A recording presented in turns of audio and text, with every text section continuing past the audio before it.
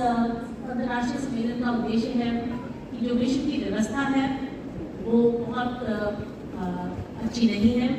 पर्यावरण बदलाव है, कोविड जैसे पैंडेमिक्स रहे हैं और जो टेक्नोलॉजीज हैं, तकनीकी हैं और आर्टिफिशियल इंटेलिजेंस है, उसकी वजह से दुनिया एक बहुत ही तेज़ी से टेक्नोलॉजिकल चेंज की तरफ जा रही है।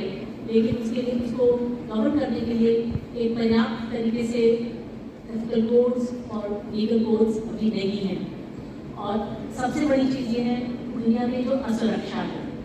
यूनाइटेड नेशंस संयुक्त राष्ट्र संघ का गठन इसलिए हुआ था 80 साल पहले कि वो दुनिया में लड़ाइयाँ ना हो, इसको सुनिश्चित करने के लिए संयुक्त राष्ट्र संघ का गठन हुआ था।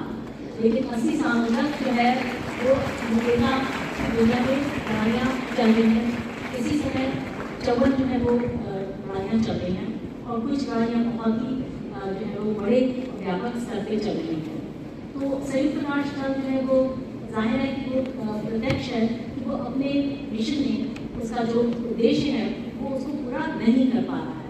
और जैसे कि मैंने बोला, पर्यावरण बदलाव भी बहुत तेज़ी से हो रहा है, उसका भी जो उसको कंटेन करने का जो प्रयास है वो भी अच्छे तरीके से सुचारू रूप से नहीं हो पा रहे हैं।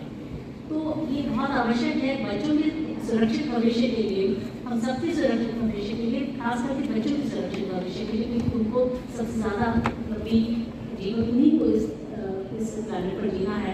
हम लोग को कम साल जी पाएंगे, तो उनके सुरक्षित भविष्य के लिए विश्व की व्यवस्था कैसी हो, किस तरीके की वर्ल्ड गवर्नेंस हो, ग्लोबल गवर्नेंस किस तरीके की हो, जिससे कि संयुक्त राष्ट्र संघ का जो चार्टर है वो कितना पर्याप्त है। और 80 साल पहले की जो वास्तविकताएं थी वो क्या 80 साल बाद वो वास्तविकताएं इतनी ज़्यादा बदल गई हैं, तो क्या नए चार्टर की आवश्यकता नहीं है, क्या पुराने चार्टर में संशोधन की आवश्यकता नहीं है।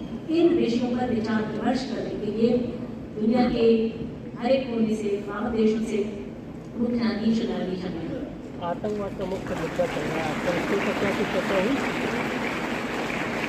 यहाँ पर बहुत सारे विषयों पर चर्चा हुई, क्योंकि विश्व की अर्थव्यवस्था को ठीक करने के लिए बहुत सारे पहलू हैं। आतंकवाद का हटना, जो यूनाइटेड नेशंस का जो चार्टर है संयुक्त राष्ट्र का, उसका जो उसमें बदलाव लाने की आवश्यकता है, उसमें हर एक देश का प्रतिनिधित्व सही तरीके से कैसे हो।